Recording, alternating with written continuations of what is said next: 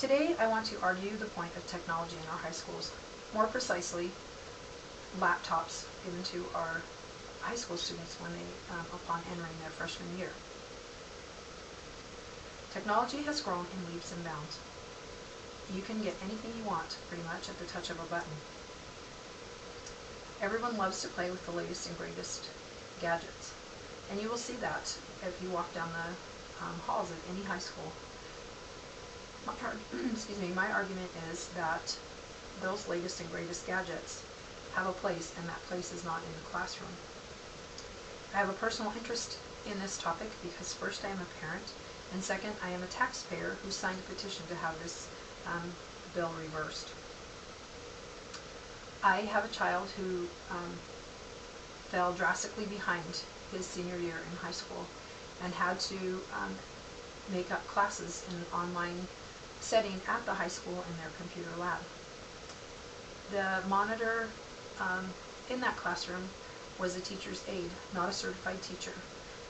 There were times that students needed help with particular subjects and the aide was not trained in those areas and sometimes was not able to help the child with the questions that they had, more precisely math and some of the sciences.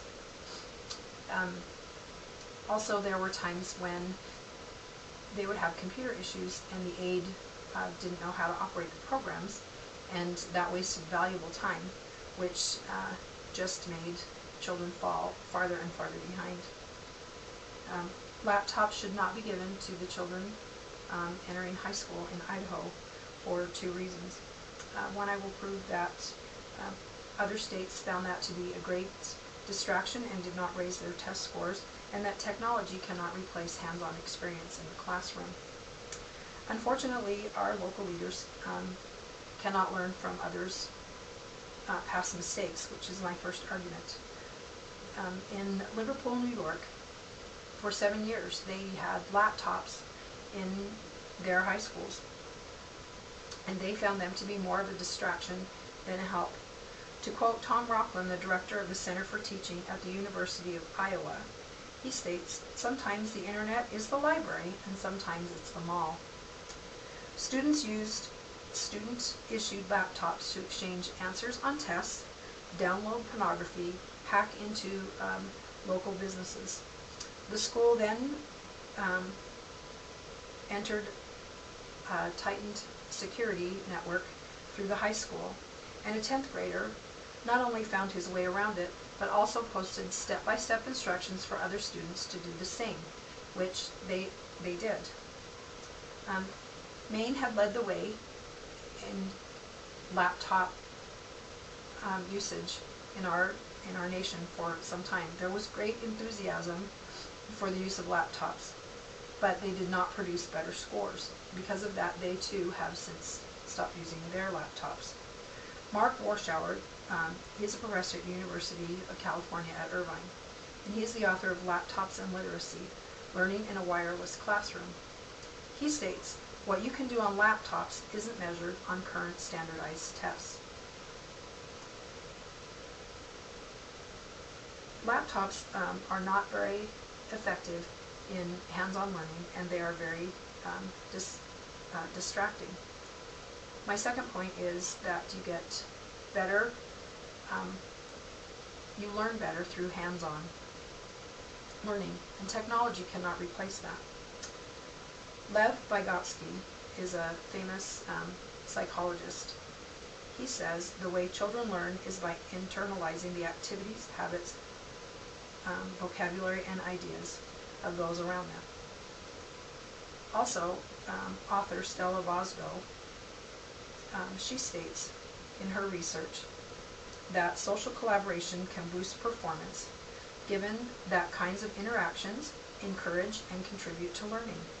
She also goes on to state that social activities are in their own right interesting and should keep students involved. Students work harder if they know that other students and teachers will see their work. Teachers need to learn technology to be able to stay abreast in the learnings that are going on around them, and around their students that will be leaving their school. But actual teaching is where the learning comes from, not strictly from the use of a laptop computer. The author of Failure to Connect, J.M. Healy, states, "We must make sure that computer use includes important steps of elaborating students' knowledge and thinking out loud, being able to question and communicate."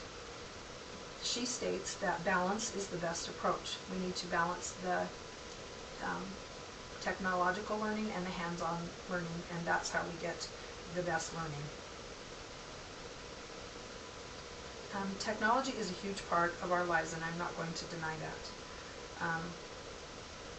The statement, though, that it solves competitiveness and that other countries that are ahead of us are using technology, laptops in the classroom, is false. Korea, they say that they learn because of better teaching, not better technology. My brother was a teacher, an English teacher over in Korea, and he told me that in Korea they go to school for 220 days out of the year, compared to the 180 days that we go to school here in America. President Obama, in his State of the Union address in January, made reference that Korea is nation building, and it is because of the one-on-one that the teachers have with their students, and encouraged us that we needed to have better teacher-student communication. Education can be fun and can increase our learning, but the use of computers can be abused, and there is great resistance among other teachers that have this program, that districts have ceased to use them because of the resistance and because of the maintenance and the technology problems. They ended up costing the districts more money than they had intended.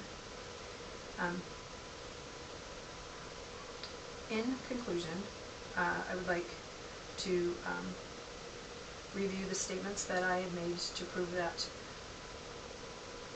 laptops in our high schools are not a good idea. Other states, the first one I talked about was that other states found them to be more of a distraction than a help, and it ended up costing them more money. The second I proved with quotes from psychologists and professors at other universities that there is no better benefit than hands-on learning